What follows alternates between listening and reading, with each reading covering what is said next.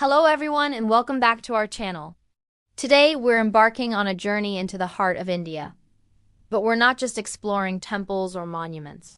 We're going to uncover the living, breathing symbols of divinity that have stood tall for centuries. India's sacred trees.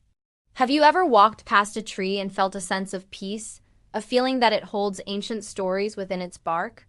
In India, this isn't just a feeling. It's a profound spiritual belief. Trees are revered not just as parts of nature, but as homes to deities, as teachers, and as direct links to the divine. Let's start with one of the most iconic, the banyan tree, or vat in Sanskrit. With its incredible aerial roots that grow down to form new trunks, the banyan creates a forest all by itself.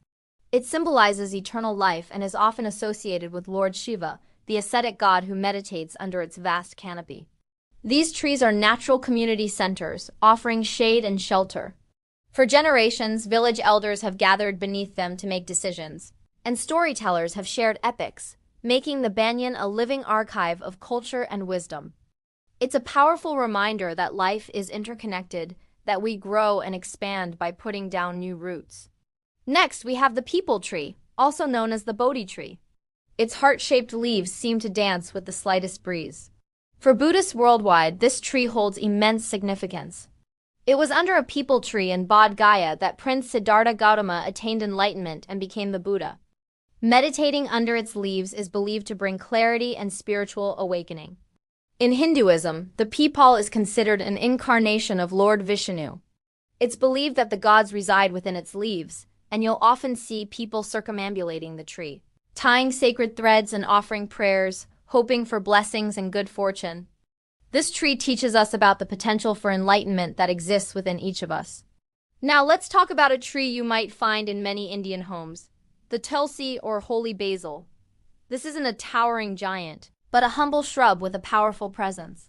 Considered the earthly manifestation of the goddess Tulsi, who is a great devotee of Lord Vishnu, this plant is revered for its purity. Every morning, many families perform a small ritual, watering the tulsi and lighting a lamp. It's more than just a tradition. It's a daily act of devotion.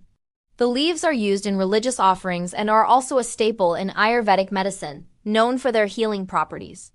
The tulsi plant reminds us that divinity can be found in the small, everyday things and that nurturing something with care can bring immense spiritual benefits. Another fascinating tree is the Ashoka tree. Its name literally means without sorrow. It's believed that sitting under an Ashoka tree can alleviate grief and bring happiness. According to the epic Ramayana, the demon king Ravana held Sita captive in a grove of Ashoka trees in Lanka. Despite her immense sorrow, the energy of the trees gave her the strength and hope to endure. The tree's beautiful, fragrant flowers bloom in vibrant clusters, symbolizing love and the removal of suffering.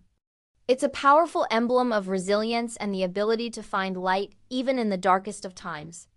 We can't forget the fragrant sandalwood tree or chandan.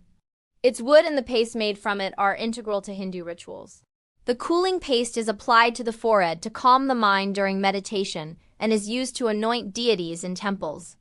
The aroma of sandalwood is believed to purify the space and elevate one's spiritual energy. Sadly, its high demand has led to overharvesting, making it a precious and protected species. The sandalwood tree teaches us about the value of inner purity and the calm that comes from a centered mind. Let's also touch upon the bilva or bale tree. Its leaves are especially sacred to Lord Shiva. Offering a trifoliate leaf of the bilva tree is considered one of the highest forms of worship to him. The three-part leaf symbolizes Shiva's trident as well as the three fundamental aspects of creation, preservation, and destruction. The fruit is also highly valued in Ayurveda for its digestive benefits. The bilva tree represents the balance of cosmic forces and the importance of making sacred offerings. And what about the coconut tree? It's called Kalpavrisha in Sanskrit, which means the tree that provides all the necessities of life. Every single part of the coconut tree is useful, from its fruit and water to its leaves and husk. In rituals, the coconut represents the human ego.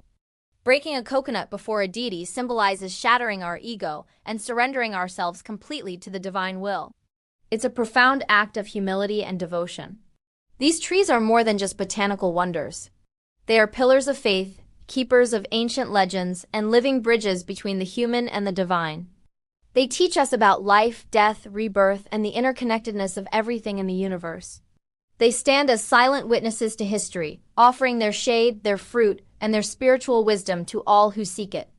The reverence for these trees has also fostered a deep-rooted tradition of ecological conservation, a philosophy that sees nature not as a resource to be exploited, but as a sacred entity to be protected. The next time you see one of these magnificent trees, take a moment. Pause and reflect on the countless prayers whispered under its branches, the stories it holds, and the divine energy it radiates. Perhaps you'll feel that ancient connection, a sense of peace that transcends time.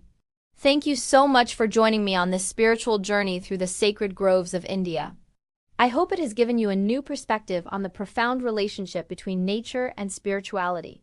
If you enjoyed this video, please give it a thumbs up, share it with someone who might find it interesting. And don't forget to subscribe and hit that notification bell so you don't miss our future explorations. We'd love to hear your thoughts in the comments below.